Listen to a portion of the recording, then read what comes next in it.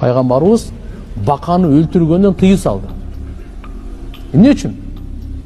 Бул баканы сайраганы таспих деп айтты. Өлүм капысынан келет, өзгөчө жаштар.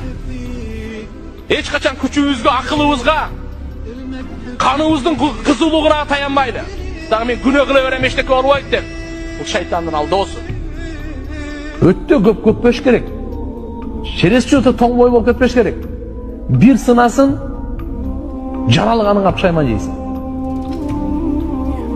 Бу дүйнөгө келгениңе пушайман жейсиң. Ошо кичине ойнонуп койбой бере, ушунчалык азгыруу шайтандыкы күчтүү караң. Жакшы адам өлгөндө жер менен асман ыйлайт. Себеби жерде Алланын зикирин кылып жүргөн эле. Ошо асманга амалы, жакшы амалдары көтөрүлүп турган эле. Өлүп калды, эми ошо жакшы амал кыла турган киши жок. Алланын рахматы түшө турган. Бул кайерге барса сажда кылат эле, кайерге барса зикирин кылат эле. Ошон үчүн иншалла жакшы адам өлгөндө жер ыйлайт экен. Жакшы адам өлгөндө асман ыйлайт экен. Ал устазыбыз айтып берет эле, Морона Жамшид рахматулла алейх айтат эле, себеби ошол кайсы жерде жакшы амал кылса, Алланын тарабынан жакшы абал түшөт эле. Ошо жакшы абалы ошо жерге да насип болот эле дейт. Бул кайсы жерден жакшы амал кылса, жакшы амалдары асманга көтөрүлөт да. Асмандын ошо бөрүкчөлөрүнө Алланын рахматы түшүп турат эле. Эми ошол амал көтөрүлбөй калды. Ошол амалдын үстүнөн жакшы абал түшпөй калды. Алланын рахматы түшпөй калды. Алланын мээрими, фазылы, карамы түшпөй калды. Ошондуктан булар ыйлап атышат. Пайгамбар саллаллаху алейхи ва саллям айтат, Алла Таала бир кайсы бир пендени жакшы көрүп калса, Жабраил периштени чакырат экен да айтат экен: "Эй Жабраил, мен паланчаны жакшы көрөм, сен да жакшы көр" дейт. Кийин Жабраил периште жакшы көрөт экен. Кийин Жабраил периште жар салат экен. Жети асмандын периштелерин: "Эй, бер келгиле. Алла паланча пендени жакшы көрөт, мен да жакшы көрөм, силер да жакшы көргүлө" дейт экен да. Бардык периштелер жакшы көрөт экен. Андан кийин жерге анын сүйүүсү түшөт экен. Мухаббаты түшөт экен да. Ушуну пайгамбарыбыз айткан: "Сумма юда лахул кабул ал-мухаббату фил ард". Кийин ага жерде адамдар аны жакшы көрүп калат деген. Адамдар дегенде карап тур. Бардык капырлар, бузукулар алар эмес, мунафыктар эмес. Ыймандуулар, жакшы адамдар жакшы көрүп калат. Кээде мындай болуп калышы мүмкүн. Бир мусулманды алхамдулилlah жакшы адамдар жакшы көрөт. Бирок капырлар аны жек көрөт. Бузукулар аны жек көрөт, мунафыктар жек көрөт.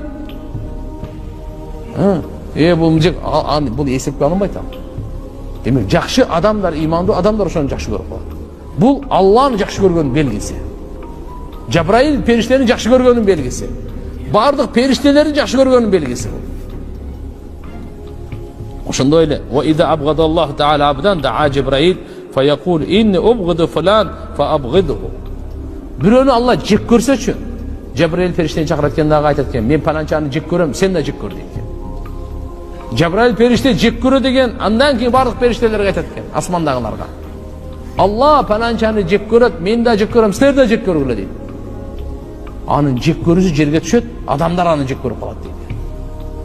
Адамдар ыймандуулар жүрөгүнөнчү мүмкүн күчү жетпейт, тили жетпейт. Бирок жүрөгүнөн жек көргөнү билип кой, Алла аны жек көрөт. Жабраил периште аны жек көрөт.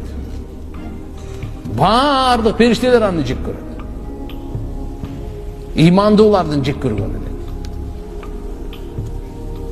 Андан кийин фаюбгадунаху сумма туда лахул багда фил ард. Кийин анан жерге анын жек көрүүсү түшүрүлөт дагы, жердейлер аны жек көрө баштайт. Ассаламу алейкум, урматтуу кыргыз элим. Мен Кубанычбек кызы Кымбат.